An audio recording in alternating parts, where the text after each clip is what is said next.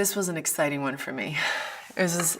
And also I think at its most earliest of awareness, like for me, when I was aware of it, very, very early stages, it was, it's strange to say that you can be that excited about something that you almost know nothing about. But I think it says a lot about George Miller and his imagination and the worlds that he created, and a character that, you know, I couldn't even pull from the other worlds of this world. You know, she was brand new, but I met him once and I just knew that it was going to be something really special. Yeah, and then of course he so didn't let me down. I think there's a great challenge in setting something, just logistically, you know, trying to dramatize a story that's in constant movement is very, very tricky. And I don't think a lot of filmmakers would do this for any amount of money, you know? You're limited to space, and you're limited to, you know, not just space for actors, but space for cameras. And it's very, I think it could be very frustrating to a lot of people, but to George, it's in the challenge of all of that, it's almost what he thrives in, and that's when he comes alive. And there were moments where I realized that that was all I was doing pretty much every day showing up in this movie, was getting in this war rig and dramatizing from this space that was this big. And there was a great challenge in that. And also, you know, most of the time, you know, really only having this part of your body that you could really explore storytelling with. And then you realize that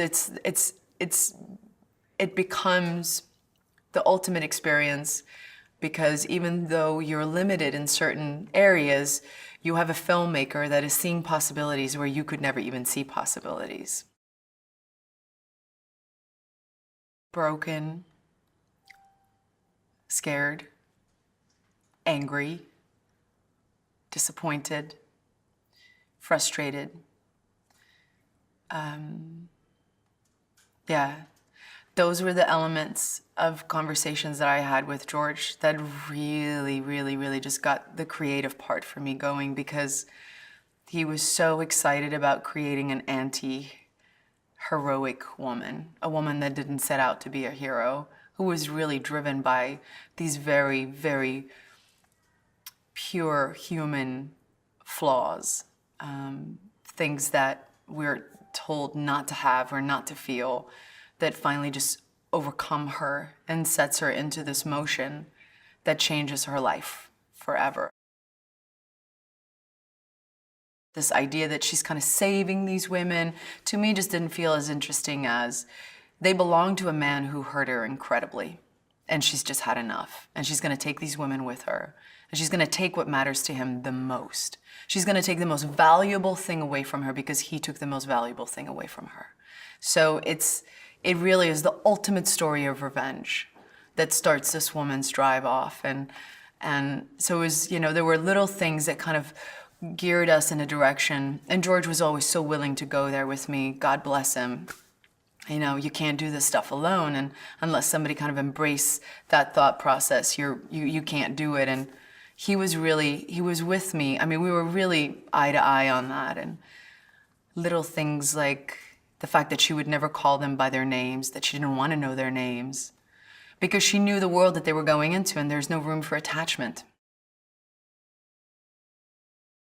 I had just done a press tour, you know, and I was just so done with hair and makeup, and I just literally just had this moment where I was like, I need to shave my head. We need to shave my head. Like, I can't think about what I'm gonna do with my hair in this movie anymore. I'm gonna be in a desert, I'm a new mother, let's just shave it and stop talking about it.